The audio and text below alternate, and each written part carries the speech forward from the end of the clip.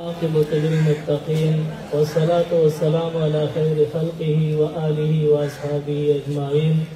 إله العالمین زمون دا کم مشران چې راټول شوي دي یا زمون دا شاګردان ډېر د ادب مظاهره وکړه، پروردګاره دا په خپل جناب کې قبول او منظور کړي. دا کم مشران راټول شوي دي زمون نه ډېر خوږ او قدرمن رور زمونږ ډېر مشر هغه د الوداعي پروګرام دی، د هغې سلسله کې نو دا جداوالی پروردګاره زمونږ نه همیشه لپاره عمر کې دا یو عارضي جداوالی دی. خدای پاک دې د دې سایات زمونږ او زمونږ په شاګردانو په سرونو باندې قایم و دایم وساتي. د کومو ملګرو چې کومې خبرې وکړلې یقینا چې د دې نه زیات لایق دی زمونږ دا صدر صاحب ګوهر صاحب، الله دې د دې نه زیات ځای پکې پیدا کړي، د دې نه زیات اثرات رونق او روښانتیا د الله ورکړي.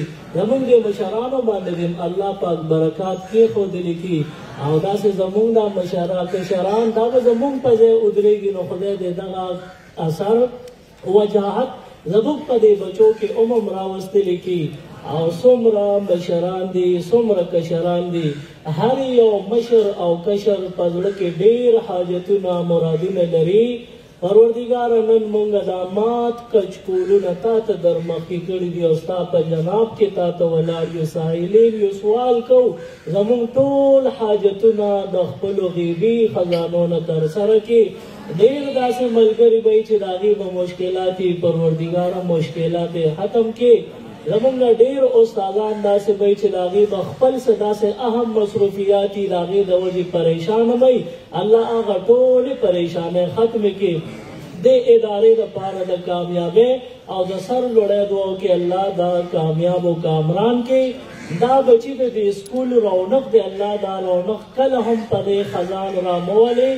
دا بهار همیشه لپاره تل تر تل لپاره بهار ولري. په آخر وخت کې په ژبه دا کلمه راولي چې لا اله الا الله محمد رسول الله صلی الله علیه وسلم.